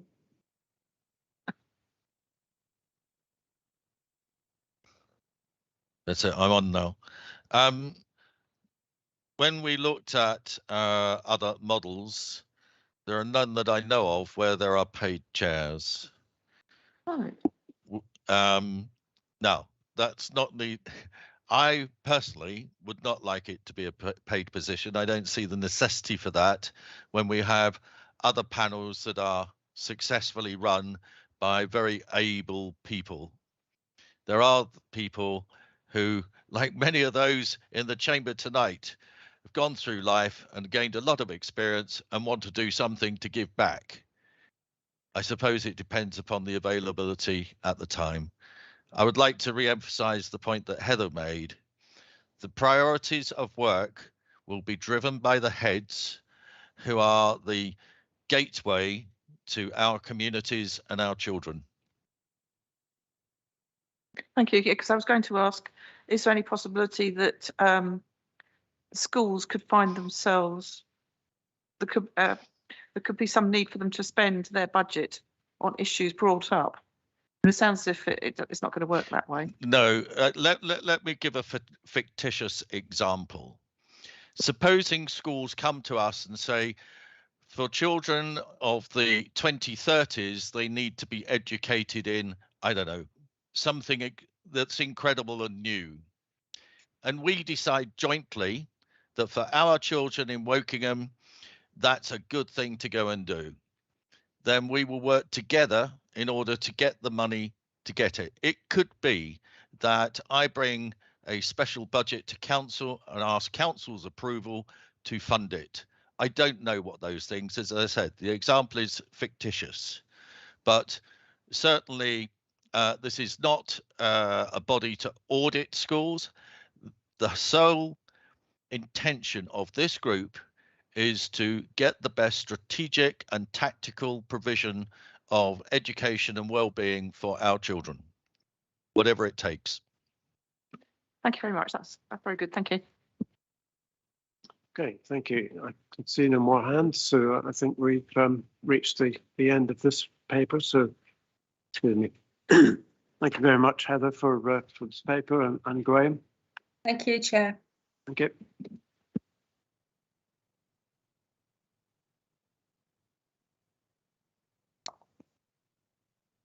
So the next item is item 37, which is at page 29. And is the Children's Services COVID Task Force. Just to give us an update. We've had papers before. Just give us an update on what's been happening. I'll hand over to Gillian here, Chair. Okay. So Gillian, would you like to introduce this paper, please? Thank you. Thank you. So hopefully I've captured the work of the task force for you, giving you an overview of the purpose of the task force, as well as the 4 key areas where we've been working in terms of signposting and dissemination of information to schools, providing support and guidance on the interpretation of wider national guidance from health agencies and from the Department for Education and central government, working with our partners locally and as well in other agencies, and coordinating additional resources to support schools during the pandemic. And finally, in managing support for schools with outbreaks. And the report does take you through each of those key areas, giving you a sense of what that work has involved most recently, and concludes with the impact of our work over the last 18 months to 2 years, and a brief overview of what the next steps are. At the time of writing, we were just beginning our work with Omicron. We are now just a few days into the start of term with Omicron in full force. We're reviewing at present what attendance is looking like. We are seeing an increase in cases and notifications to us in the last 3 or 4 working days of cases in schools amongst adults and children, which leads us to focus our work in the next few weeks around supporting schools with business continuity. You heard from Zoe and Daniel around availability of drivers, buses, coaches, etc., being affected by availability for work due to isolation or being away ill. The same is happening in schools, so we have issues with staff not being available to service a number of areas in schools. So we're looking at supporting schools with their business continuity planning and making sure that they have their remote education offer in place to be able to switch to that should they need to do so for health and safety reasons if they don't have enough staff to operate safely. We have limited mitigations in our primary schools this term.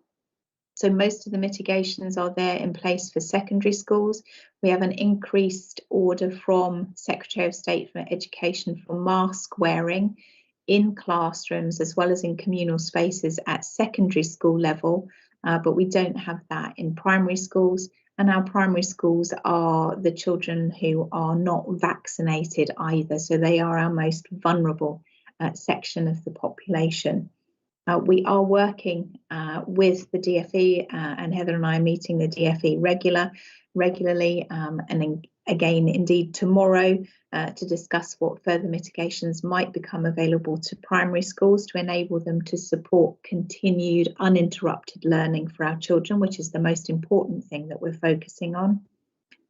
We are also looking at the latest air cleaning marketplace that the Department for Education has put together, where schools may go on and look at procurement of air cleaning devices.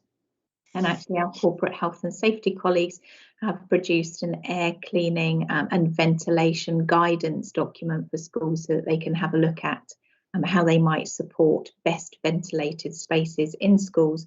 And during this half term, we'll be providing additional support and guidance, particularly for our primary schools or for schools where there are outbreaks to look at ventilation and air cleaning requirements. So that's just a very brief summary of where we are, Chair. So if colleagues have any questions, I'm happy to take questions on that report. Okay, thank you very much for that introduction. Andrew, please. Yes, thank you, Gillian, for your report and also for outlining quite a number of things that have developed, changed since the report was compiled. My first question is, I'm just wondering whether there are any impacts or concerns that might be specific to our looked after children and care leavers. A particular concern would be any evidence that looked after children care leavers are being disproportionately affected by the consequences brought about by COVID.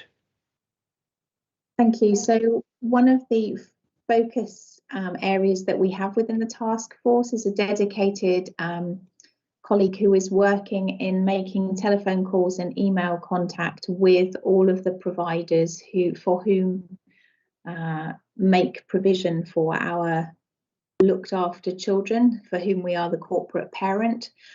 So that officer is in regular contact with the education provision for those particular young people, checking, he works through a script, checking whether any of the provision is affected for the particular child with whom we have corporate parenting responsibility, and whether that organisation needs any support from us rather than from its home organisation if it's not one of our organisations, in order to be able to continue to provide the right education provision and continued education provision for our particular child. And we're doing that right across our vulnerable children's group and for those who are in semi-independent living opportunities as well. So we've got regular contact with those providers, and that's linked in with the head teacher of the virtual school as well, and a link into our colleagues in social care who are attached to those individual young people as well.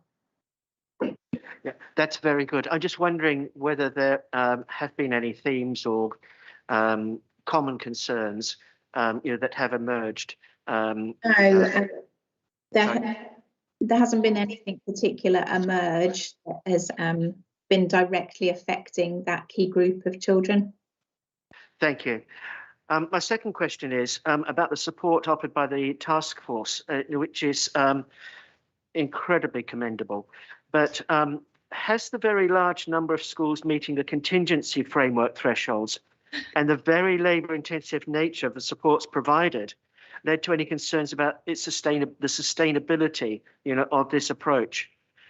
With high and rising infection rates combined, presumably with COVID-related staff absences amongst those able to support schools, are procedures having to change, or are additional resources required? And what are some of the budgetary implications of this for the WBC? How much of that funding is covered by the government?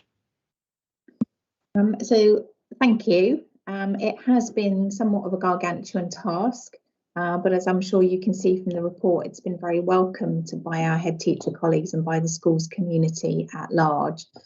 In terms of coping with that task, we have drafted in additional capacity during the back end of October, November, running through until the end of the autumn term.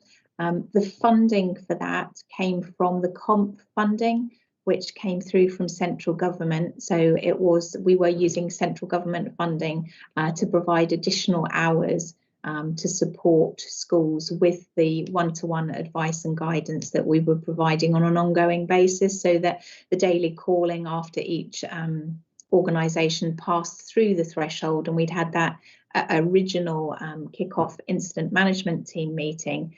The officer who was the COVID buddy for the school, we had additional capacity that we brought in temporarily to be able to cope with that demand, and that was funded through the comp funding centrally. In terms of change to practice, the change in where we are with the Plan B and the change to the isolation guidance and the use of lateral flow testing means that the way in which we're operating the contingency framework threshold this term is a little bit different. And that's because we have a different set of measures available to us. So prior to Christmas, we were not able to advise lateral flow testing for anybody under the age of 11. The national stance on that has changed. So we now are able to advise lateral flow testing for our primary age children, which means that when they are identified as a close contact, they can now engage in the national programme of 7 days of daily lateral flow testing and still coming to school. So we actually have some things in the national set of guidance that is helping children come into school, meaning that we need less local guidance from the Berkshire West Public Health Protection Board in order to keep schools running in a COVID secure and a health protective way, which means that we're able to work slightly differently with schools this term. When they hit the threshold this term, we will be working with them to consider, firstly, the use of that 7-day lateral flow testing programme across all age ranges. Then looking at some dedicated support around the ventilation programme. Now we have the air cleaning marketplace. There is a cost attached to that, clearly, for schools. So schools will need to self-fund the HEPA filters to be able to clean the air in the classrooms. They were funded by central government for CO2 monitors. The CO2 monitor functions ostensibly as a canary, telling you whether or not you have clean air in the environment. It doesn't give you any wherewithal to take action unless you can open a window and change the flow through of air, and it doesn't clean out the virus microparticles that are in the air that would cause the airborne transmission. So we're looking at advising schools on the HEPA filters, and our corporate health and safety team are supporting us to be able to do that, and they've agreed going forward that they will be able to make appointments to meet with schools who want to pick up specific areas and look at how they might be ventilated, and have also produced a guidance sheet to help school business managers with looking particularly at those technical details, because some of that is actually quite technical. And then the final area is about our communication, working with the corporate communication team and supporting parents and the wider community to understand the changes to national guidance, and then what the changes to that national guidance means in terms of how you might want to operate as a parent. So one of the things that we're looking at is what you might need to be thinking about when it's not just a cold. How would you know it's not just a cold? And that might be around the level of communication that the school is giving you as a parent about the amount of virus that is circulating. We're encouraging all of our schools who have been completely transparent with their communities throughout the pandemic to continue to convey the number of cases that they're notified of and the year groups that those cases are in, so that parents can be vigilant themselves and understand, you know, whether they do need to consider if their child has a cold, or whether they're in a group where there is virus circulating and that cold might actually be Omicron and a COVID infection, because that's how the Omicron variant is presenting. So that's a kind of the several pronged approach that we're taking to support schools and communities this half term. Yes, thank you very much. So thank you very much for answering all parts of those questions very comprehensively, but also very, very clearly. I just wanted to pick up on the issue, though, of communications. You mentioned the current methods being used to communicate with parents about national guidance on COVID-related matters and so forth. That's excellent. There's also reference on page 34 to materials being translated into different languages to encourage people to access testing. Again, excellent. I'm sure that many of the vulnerable children will already be in regular contact with WBC, but my question, my concern is that, of course, we have heard reports of, for instance, a very rapid increase since the start of the pandemic in children with eating disorders, for instance, who may not necessarily, be on WBC's Children's Services or other radars. Are there any efforts being made to communicate more widely with parents and children on such matters, as eating disorders, alerting them to indicators of potential problems and signposting them to useful information and supports? So was that eating disorders in relation to COVID-19 or just eating disorders more generically? I believe that I've read reports of an increase in incidents of eating disorders that are result or linked to COVID-19 concerns. It probably mental health concerns more widely. Oh, but right. I may have misunderstood this. Okay, so if we look at a mental health concern, we do have the Wellbeing for Education Return Programme, which is a Department for Education funded initiative that we've been working with since August 2020, that we're running a joint delivery of between the school improvement team and the educational psychology team, where we've been working with school leaders and practitioners in schools around a range of materials that have been put together by the Anna Freud establishment, which look particularly at supporting mental health and well-being across a range of age ranges, and also provide materials to work with adults. So we've been working hand in glove with the Educational Psychology Service to deliver training to our practitioners in schools, firstly for them to be able to work alongside their colleagues in terms of anxiety management, but also then in terms of working with particular groups of children. And those sessions have focused on social interaction, anxiety management, functional disorders, socialization, as well as bereavement and loss, and dealing with general mental health issues. That programme is continuing this calendar year with the opportunity that we're exploring for a senior leader in each school to be able to train to be a mental health policy lead within their organisation, and the person who coordinates the mental health programme and support across the school organisation, which is one of the things that is being looked at by DfE and coming through more in the Ofsted inspection framework under the personal development and wellbeing judgment. So that ties in with the Ofsted development as well, and that's a programme of support that we've been offering. I'm conscious, Councillor, that I've kind of gone off on a bit of a tangent there, and your question was mostly around the eating disorder, but I've tried to approach it from a kind of broadly mental health perspective, and the way in which we're approaching supporting schools and supporting the community with mental health. So there have been a range of organisations that we've also signposted to schools who have material to support parents that schools have then been signposting onwards out to their parent communities as well.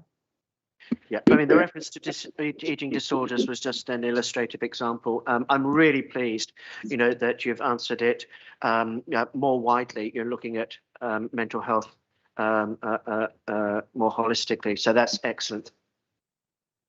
Thank you, Rebecca, and then Prue. Thank you. Mine was more an observation. I wanted to say thank you for everything you've been doing, because as a local member, a parent with children, you can actually see the work that this task force has done. And also as a local advisor at a local primary school, the kind of added confidence it's given to staff to be able to deal with the ongoing situation. Unfortunately, I think it's something that's evolving and we're all learning to live with it. So it's becoming easier and not so frightening all the time. But, in initial stages, we had, my head teacher at my local school was, didn't know quite who to talk to or who were they meant to contact, and regardless, but that is not the case anymore. So this is a task force that really seems to be achieving and working well with the current situation. So it's just an observation rather than a question. So, well done. I'm sure the team will really appreciate that. Thank you, Councillor. Thanks, Prue. Thank you. I'd also add my thanks as well.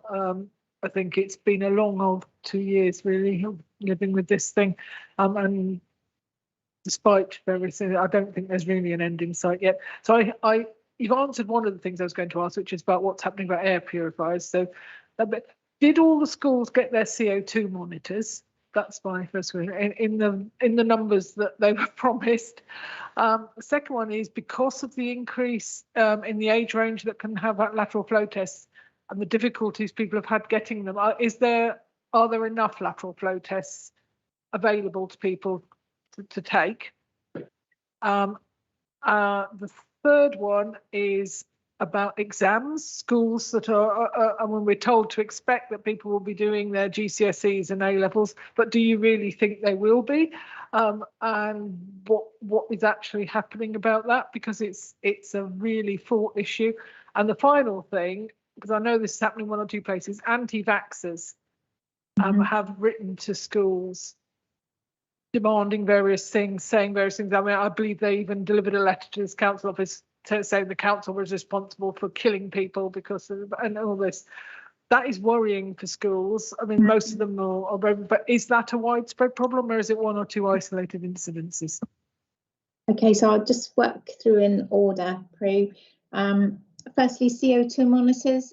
Eventually, the CO2 monitors arrived. We did do a significant amount of chasing with the DfE and the suppliers of those. So they The plan was for them to, the announcement was in September that they would arrive during the autumn. During the autumn, of course, runs up in DFE terminology until the end of December.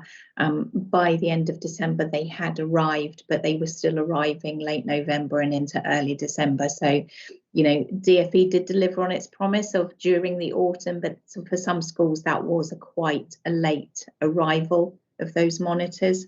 And we had actually got to the point of investigating whether or not, using the central comp funding, we were going to purchase some to enable those schools who had not yet received them to be able to do that CO2 monitoring, but the monitors did arrive eventually. So that's the first one. In terms of availability of lateral flow tests, as you will see from the report, we've been working really closely with the WBC lateral flow testing team. So we've been doing some prioritisation and careful kit management at a WBC level is probably the best way of expressing it.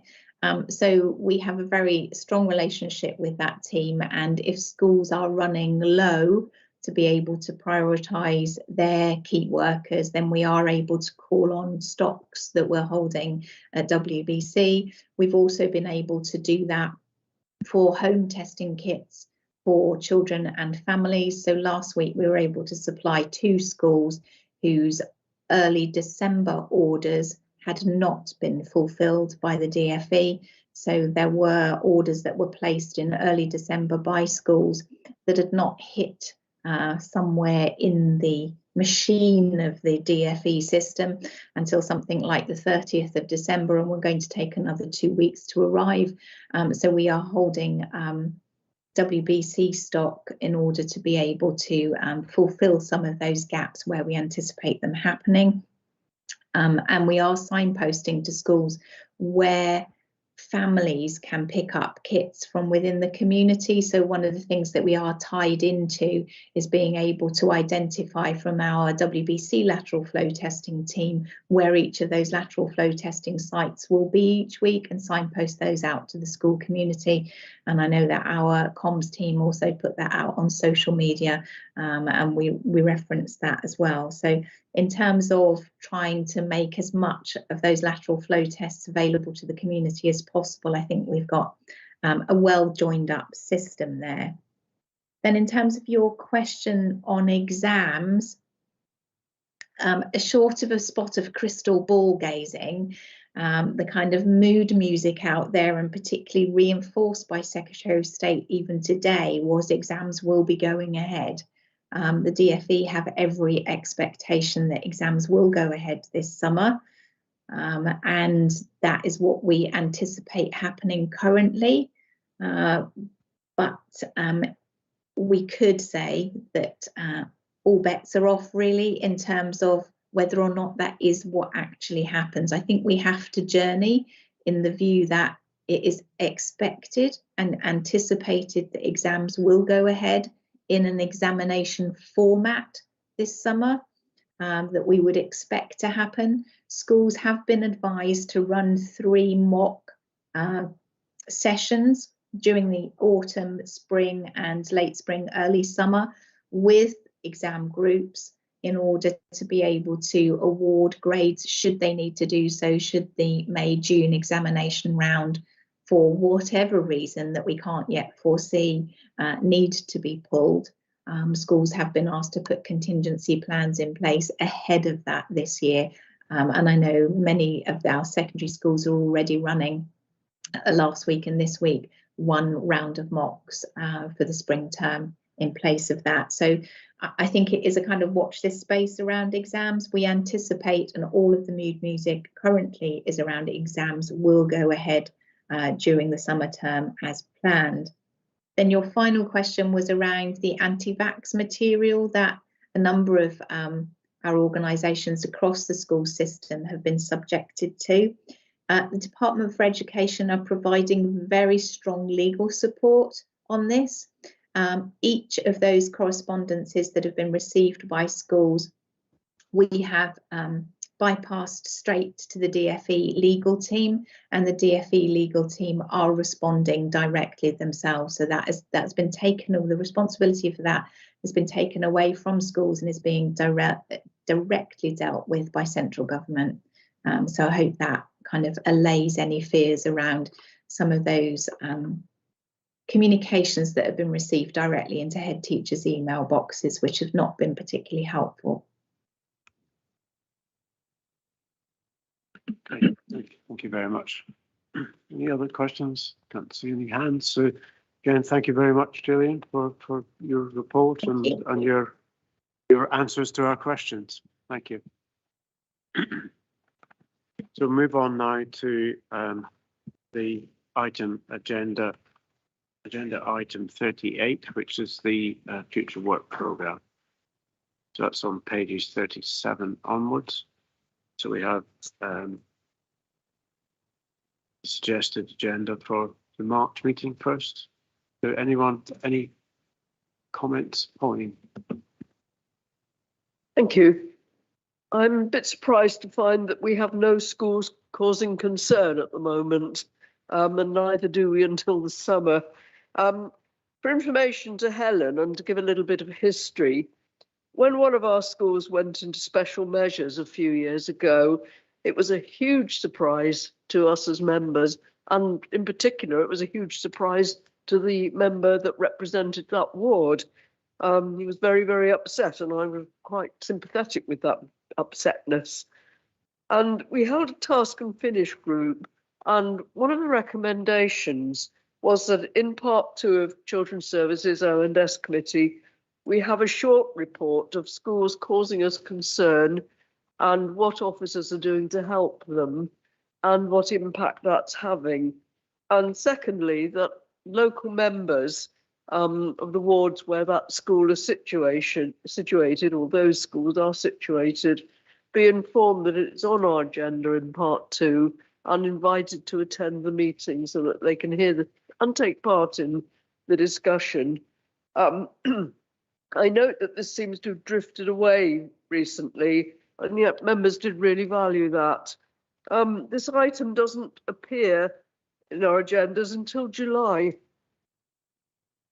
Excuse me, I'd like to give a reminder that this isn't just about Ofsted reports, but it's about schools in general that are causing concern to our officers and schools that they're working with.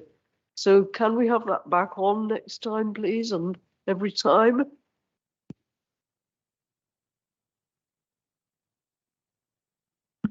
Yes, I think it would be good to have it back on the agenda. I think part of the reason for it disappearing for a while was not having the Ofsted reports, but I think what you're suggesting is that it should be wider than that anyway, and that if there are views about schools that are causing concern, then we have a part 2 report regardless of what Ofsted's got to say about it. Thank you. Yeah. Okay. Any other comments? Oh, sorry, Prue. Of the point Andrew made earlier, performance information. We haven't got any performance indicators on any of our agendas. And we need that to come as really as a standing item. Yeah. Okay. Again, I think if we can ask Helen to have a look at that, what the timing of performance indicator reports would be. I mean, what we didn't want was performance indicators that were so out of date by the time they came to a scrutiny meeting that they weren't really worth looking at. So there'll be certain points in the year, but certainly more than once or twice a year. It's probably 3 or 4 times a year. We'd like to look at the performance indicators. So I just wondered, again, if you can have a look at that, please, Helen, as to the timing, and then come back to Lucianne so we can get it on the appropriate agenda. Please. Thank you, Chair, and will do. Okay, thanks. Andrew? Yes, earlier we were discussing the education partnership, and I think that it was said that a report could be provided, about its progress. I'm just wondering, when a suitable timing for that report might be. I think given the great interest, in the education partnership and its potential, to to become very, very useful, important group. I'm just wondering whether November 2022 might be a suitable timing to receive such a report. And the other suggestion or comment was that I don't recall having seen any reports from the Education and Welfare Service. And I just wonder whether it, in fact, no, I believe that it would be useful to learn more about it in a future meeting, the Education Welfare Service. Thank you. Okay, thank you. I mean, again, I think we should take that one away, have a look at it, come back, see what's appropriate. Rebecca, please. Thank you, Joe. I completely agree with Councillor Mickleborough, but I wondered if we could possibly, looking at the timetable, even bring it forward to September if November's a little bit late, if that is possible. Obviously, there are time constraints. And also, I'd like to second what Councillor Hellier-Simon said. We've mentioned this in the past about the schools that are causing concern. I'm very sure we've brought this up before about there being a lack of that report. So if we could make sure that is in our next meeting, that would be very important. Thank you. Thanks. Yeah. Chair, I've just realised something else. We don't have the secondary school strategy on our agenda at all either. At some point, we're going to want to look at that, I'm sure. I don't know when the appropriate time will be, but we are going to need to look. Okay, thank you. Another one, takeaway, lovely.